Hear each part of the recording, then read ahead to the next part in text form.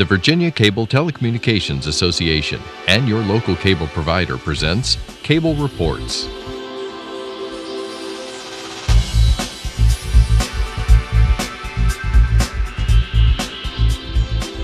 Join us now as Cable Reports brings you up to date on current issues facing the Commonwealth through discussions with your local legislators and other policymakers from across Virginia. Welcome from the General Assembly and the City of Richmond. I'm Woody Evans for Cable Reports and Cox Communications. And welcome to our very special guest today, Senator Tommy Norment, representing the 3rd District. He's also the Senate Majority Leader. Welcome, sir. Good morning, Woody. It's nice to be with you, even if you're tripping over your own name. I know, a little that's bit. Amazing. It's a little early this morning, but I know it's not early for you because you start really early here in Richmond. Well, I have to. You know, when you're as slow as I am, you need to stretch the day out as long as you can. And I've made a lot of people tongue-tied over the years, so I apologize for doing it to you so early in the morning. Well, 2013, and we have another short session, 46 days, and we're almost at the halfway point. Give us the lay of the land, generally speaking, about how things are proceeding in the Senate. Well, I think looking at it from maybe 30,000 feet, as you and I were talking a little earlier, that the intensity and the velocity that legislation is moving during these 45 days is almost reaching the point of being ridiculous. You and I were chatting, and I believe back in the 70s, was the first time that they started holding a legislative session during the odd years. And the whole scheme was just to amend the state budget. In Virginia, we adopt a 2-year budget in the even years. So some brilliant individual came up with the idea that we needed a session during the odd years just to amend the budget. Well, that's grown into a full-blown session now. In addition to amending the budget, there's anywhere from 2,000 to 3,000 pieces of legislation that are introduced. And the importance of that is it just breeds chaos. The intensity with which we're trying to move legislation just compresses what we're trying to do. It creates tensions. It's hardly time to even reflect on expectations. So you've got that natural overlay in addition to some very contentious subjects this year in the area of transportation. Redistricting has certainly attracted a lot of attention. There's some lingering social issues. So it has been quite a challenge. I haven't been tongue-tied, I've just been mentally tied. Well, tell us a little bit more about your responsibilities as the Senate Majority Leader, as well as your chairmanship of Courts of Justice and membership on the Senate Finance Committee, which is a very influential body. Well, sometimes I wake up at 3:30 in the morning and I try to figure out how I'm going to balance all of these responsibilities that I've been very privileged to take on. From being the majority leader of the Senate, basically what I do is oversee the flow of legislation and the activities that take place on the floor of the Senate. I try to do that very ecumenically and fair without regard to partisanship. Obviously, I do lead the Republicans. I have a lot of responsibilities there. In the Senate Republican caucus, we have to operate by consensus. There really is no stick and no carrot, a little bit different than the structure of the House of Delegates, where the Speaker has much broader discretion and authority than I do.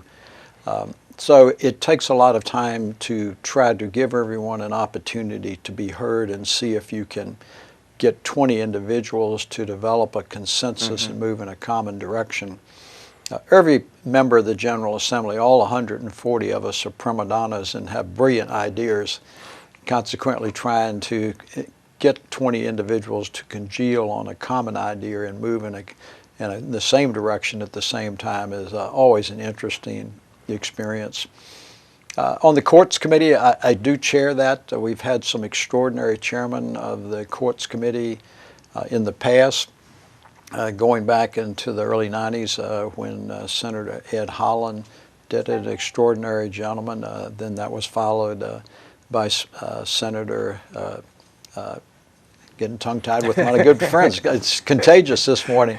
Ken Stolley, I did it for a number of years, who's now the sheriff of Virginia Beach, and I've been doing it for the last 2 years. One of the biggest challenges with that committee is not just the legislation that is introduced, ranging from everything from civil issues to capital murder issues, but just the sheer volume. I think we're just about a week away from crossover, and we still have about 65 bills that we have to take up. The workload is exceptional. Fortunately, I'm blessed, and the committee's blessed with a very good staff.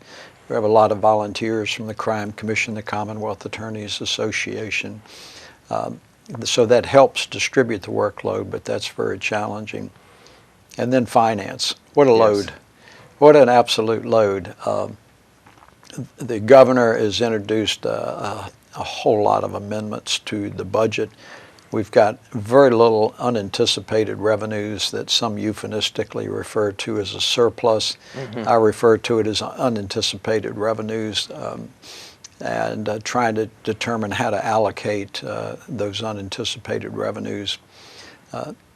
I think every member of the Senate has budget amendments in that wants to try to reappropriate monies. Many of those budget amendments are very well founded. Some others are sort of altruistic and put in for a variety of reasons. But we have to report the budget out on Sunday, this coming Sunday night. This coming Sunday. And we're taping this on a Wednesday, so that gives you some idea of the time frame that we have. And there's some huge issues in there, not the least of which is transportation. The governor's proposed a very ambitious transportation plan that requires proceeds. So this is one issue that the lieutenant governor cannot break a tie on, the budget? Well, that's true, sir. There's certain tie-breaking votes that the lieutenant governor may cast, but there are certain very explicit prohibitions where the lieutenant governor cannot cast a tie-breaking vote. The budget is one of the most significant ones that he cannot break. You may recall that we went into overtime a little bit last year as we had a partisan breakdown in the Senate, and for many, many days we could not pass a budget because 20 Republicans voted in favor of a budget and 20 Democrats basically decided to hold it hostage to try to make a point. Is that likely to happen again? I don't think so. There certainly are some underlying political and partisan tensions. I think that both the Republicans and the Democrats, on reflection of 2012, realized that that was not a good strategy, that it was not a good approach for Virginians. And frankly, the average citizen really doesn't care that much about the inside baseball and the partisan politics that takes place in the General Assembly building. They just want us to do our work. And the average citizen just is not interested in this party bickering. So no, I don't expect it to happen And this of year. course they don't want the General Assembly to become like what's going on in Washington, D.C. Gosh, I certainly hope not. Every time I hear that comparison between the Virginia General Assembly and what's going on in Washington, D.C., it just nauseates me. I assume you're still hearing about the critical issues of jobs and the economy from your constituents in New Kent, King, and Queen counties. Well, New Kent and King and Queen are more rural communities. New Kent is getting urbanized a little bit as they're getting some pressures coming out of Richmond. And so they have some communities that are developing. King William and even down in King and Queen are more rural. They have a more static population. But I am hearing a lot. I mean, we're coming out of this recessionary trough, which Virginia has not been immune from. But there's still a lot of anxiety, I think, just widespread about how the economy is doing, what are the job opportunities, what kind of economic development opportunities are in there. And when you're a smaller community like King William or King and Queen or New Kent, a very small hiccup in the economy can disrupt the local economy and local budgets. So I am hearing quite a bit from my constituents in those areas, and they are all interested in any economic development opportunity that would enhance their tax base, take some pressure off the residential real estate tax, and afford job opportunities. Now, your membership on the Senate Finance Committee includes chairing the Education Subcommittee, I believe. Yes, sir, it does. And of course, the governor has a initiative. He's had a lot of proposals over the past few years, but he has some more specific proposals this year, including a pay raise to teachers and an attempt to reform the contracts that teachers work under at the local level. Talk to us about those issues. The governor undertook some reformation or reforms in public education as well as higher education. Been a lot of focus on public education. For the last couple of years, I've chaired the Senate Finance Subcommittee that deals with K through 12, public education, also higher education. Last year, the governor undertook an initiative to reform the contract relationship between local school boards and teachers. It was not successful. This year, the governor asked me in the Senate to actually carry his education reform. It was a Teacher Fairness Act. I am very pleased to say that it was reported out of the Senate Education and Health Committee unanimously. There was not a single dissenting vote, and that was not a credit to me. That is a credit to the stakeholders. That the governor's administrative team engaged in some very meaningful discussions with the Virginia Education Association, with the Virginia Association of School Boards, and all of these groups came together, and there was a very earnest give and take and negotiation on some of the specific terms of that bill that resulted in everyone standing up and saying, we support the bill. So there are some changes, and when I presented the bill to the Education and Health Committee, I said this is just not a Fairness on Teachers Act, it is a fairness on teachers and administrators. And what the bill does is it deals with certain benchmark performance areas of excellence for teachers and administrators. It provides for a probationary period depending upon the local school board from 3 to 5 years. It mandates that the teachers will have evaluations, shockingly enough, even though there's been an expectation for classroom observation and evaluations that they don't take place. And in the absence of really having those benchmarks and evaluations, it makes it pretty challenging to evaluate the overall performance of a teacher, particularly if there is some consideration either for remedial action with that teacher or for not renewing the contract. And the same thing with principals, administrators. So there are some fairly significant reforms in there, but I was very pleased that while last year the VEA strenuously opposed the bill, that they were comfortable in working it out this year. We created a new grievance process, if you will, with a hearing officer. And one of the points of contention was originally, as the bill was drafted, it provided that a hearing officer could and would be a member of the school administration. I see. The teachers didn't think that was particularly objective. And to everyone's credit, we now have an independent third-party hearing officer who will make recommendations to the school board. And that hearing officer must have qualifications and experience in education and education law. And while the hearing officer conducts the hearing and takes evidence, he or she makes only a recommendation to the school board. So there has not been any subterfuge or weakening of our system in Virginia that the school boards ultimately retain the authority. So that's really been a very satisfying piece of legislation for me to work on, and particularly when my oldest daughter is a teacher. Oh, that's great. That is just great. Now,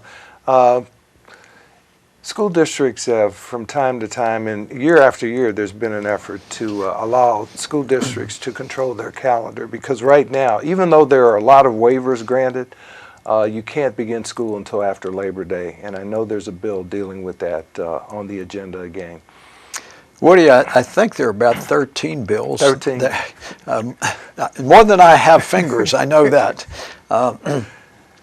This Labor Day legislation has been revisited by the General Assembly every year, and unfortunately it's become rather contentious because those areas of Virginia that are highly dependent on tourism and visitor attendance, it has a significant impact. A lot of Virginians do not realize the significance of tourism as an economic engine. It generates anywhere from $17 to $19 billion a year. That much? Wow. $17 to $19 billion in revenue to Virginia. And I, of course, represent the historic Triangle and have for many years. I've been very involved with the Jamestown, Yorktown Foundation.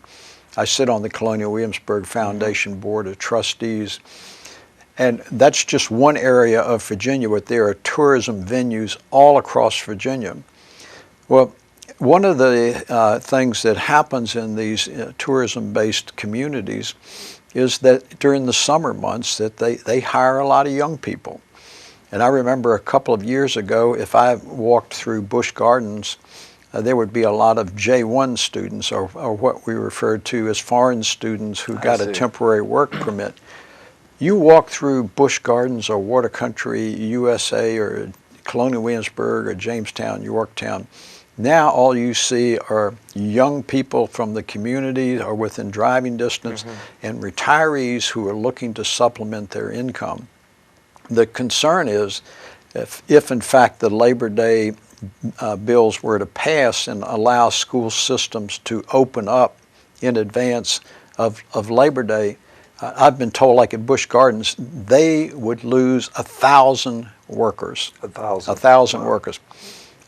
Virginia Beach, a huge tourism destination, and there's some synergy between Virginia Beach and the historic Triangle as people come for visits.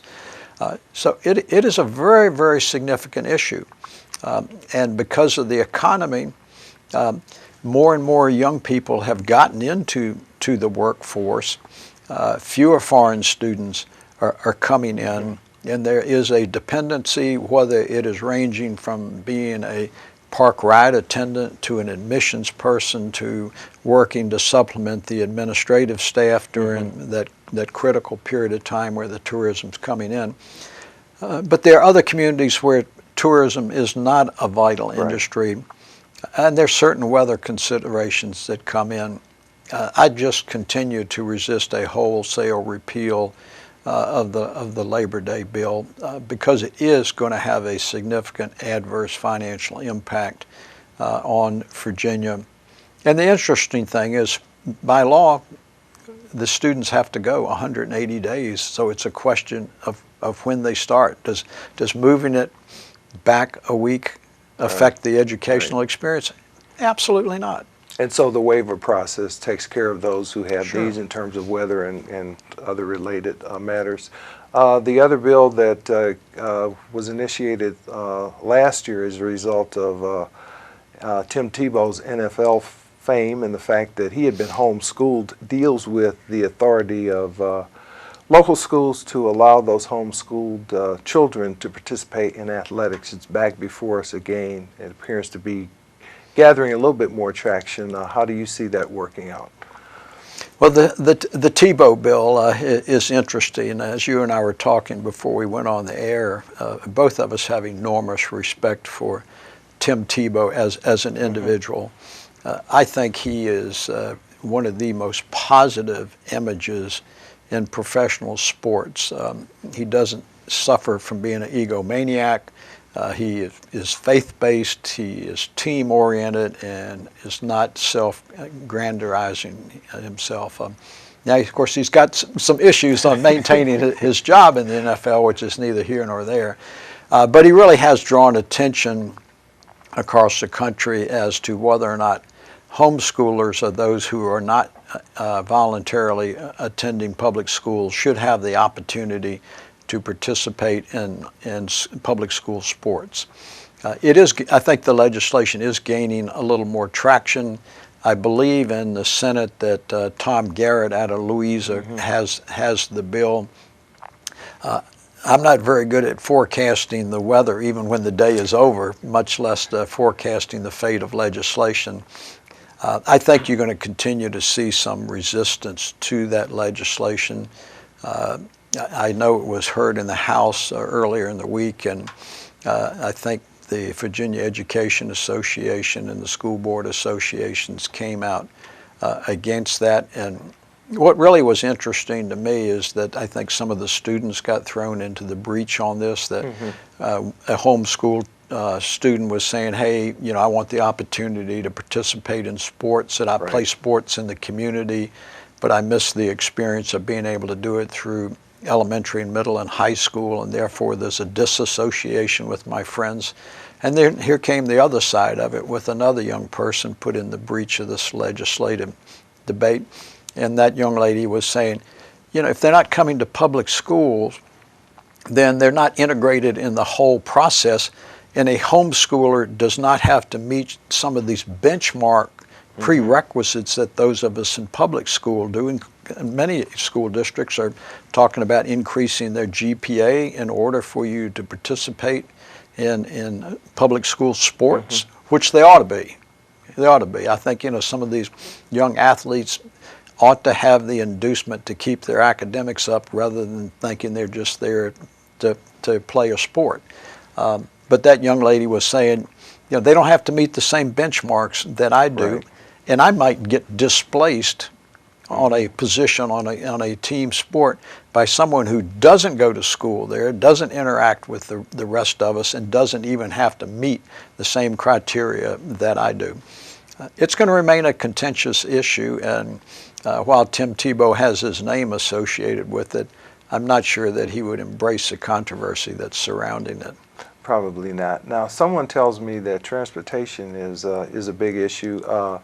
We're fast approaching Groundhog Day, which I believe is Saturday, and it seems like it's Groundhog Day again around here. I know that there are a number of bills. You've been talking to Bill Murray or somebody, haven't you? You're right. Number of bills with different approaches to solving a critical problem that has existed as long as you've been here, at least, I'm sure. But talk to us a little bit about the governor's initiative and where you think things may wind up this session in terms of transportation funding. Transportation has been the most frustrating and disappointing area of state government that I have dealt with in the 22 years that I've been here. Interestingly enough, the last meaningful initiative on transportation was in 1986 under then Governor Gerald Baliles, who probably 80% of the members of the General Assembly only know from history books because it's been that much turnover. And it's been a contentious issue. I told someone not long ago that individually I have left more legislative blood on the floor of the Senate over transportation than any other issue, and that includes social issues, budgetary issues. And the really frustrating thing is that while we talk about core responsibilities of government, transportation has kind of moved off to the side. And anyone who drives on the interstates in Virginia knows that our transportation infrastructure is deteriorating, not just in the quality of the roads with the number of potholes and things, but also the congestion. And it's going to affect our economy. We were talking a few minutes ago about the Labor Day bill. The historic Triangle is a drive-based destination. Virginia Beach is a drive-based destination. People don't fly into Williamsburg, Jamestown, Yorktown. They don't fly into Virginia Beach. They drive. And if you're planning a family vacation where time is so critical in this day and age, do you want to get stuck in the Hampton Roads Bridge Tunnel for 2.5 hours? Especially if it's raining hard. Oh, gosh, yes. So the governor's taken the initiative once again to try to get a transportation plan through. He's proposed a very elaborate transportation plan that includes trying to generate some new funding. There's what they call the Fair Tax Act, which is basically the state trying to recover sales tax on internet purchases. Right. Something we're supposed to be declaring and paying, as I understand. Well, you and I both do it, but there's probably course. one or two other people out there. I mean, maybe the cameramen don't, report it, but Right. you and I report it all. Of course. On it. That's part of it. He's also proposed increasing the registration fee for your vehicles by $15. We're one of the lowest in the country. He's further proposed a hybrid registration Right. fee of $100 because the hybrid cars are not using much gasoline, and therefore they're not contributing to the cost of the roads.